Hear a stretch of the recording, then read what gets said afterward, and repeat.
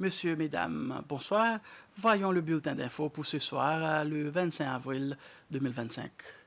La direction de la gestion des risques et des catastrophes de RMD a reçu les matériaux et équipements nécessaires à la stabilisation de la colline de Saint-Louis. Après un léger retard dû à des problèmes logistiques, les matériaux arrivés le mois dernier de Suisse sont maintenant en possession du DRMD.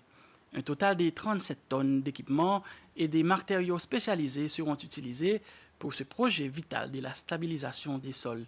Ces équipements et matériaux ont été fournis par la société suisse gazeuse avec laquelle le DRMD collabore étroitement. Un ingénieur des gazieuses sera sur place aux Seychelles pour collaborer avec les ingénieurs locaux.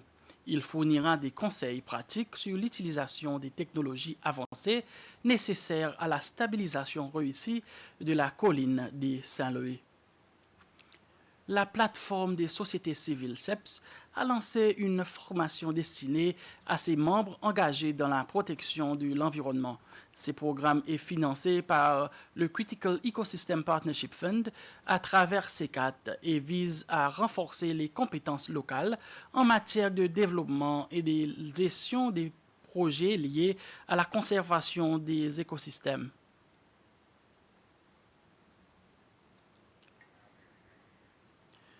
L'Association seychelloise des professionnels retraités de l'éducation SAREP a organisé aujourd'hui un salon du livre, une activité pour commémorer la Journée mondiale du livre et du droit d'auteur le 23 avril. La foire qui s'est tenue au Musée national d'histoire avait pour thème « Nous comptons lire de différentes façons », soit « Nous aimons lire en différentes manières ». Grâce à ce salon du livre, les membres du public ont pu acheter différents types de livres pour enfants et adultes. Les livres proposés étaient soit neufs, soit des livres d'occasion. Lors de la cérémonie d'ouverture de la foire, la compagnie pétrolière CEPEC a fait un don de livres à SAREP, un don d'une valeur de 5 000 roupies. Ce don vise à soutenir la SAREP dans son programme Cécile avec moi, lancé en 2022. La présidente du comité d'organisation de ces salons du livre, Maxouzi Mondon, a expliqué que cette foire fait partie des activités organisées par le SAREP dans le cadre des programmes.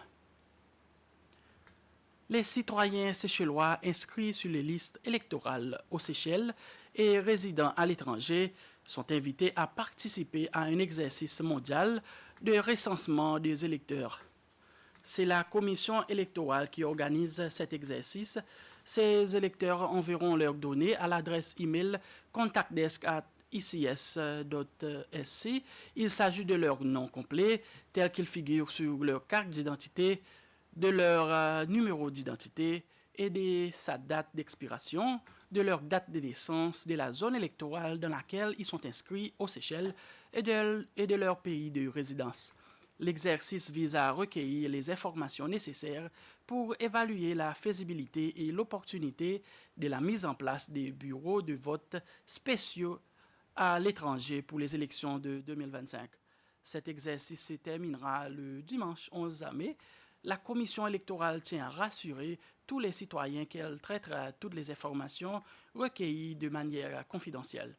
La commission ajoute qu'elle publiera ultérieurement les informations complémentaires une fois que l'ensemble des informations et tous les autres aspects de l'exercice soient analysés.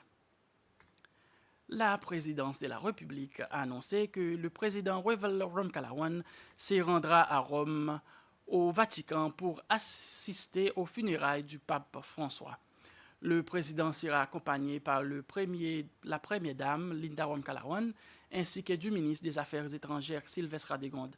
La participation du président Ramkalawan à cette cérémonie religieuse marque un moment de profonde solidarité et de respect envers le Saint-Père, dont le leadership spirituel, l'engagement envers la paix mondiale ont profondément inspiré la communauté internationale, y compris les Seychelles. Et ainsi s'achève ce flash d'info. Rendez-vous à 19h pour le bulletin en anglais.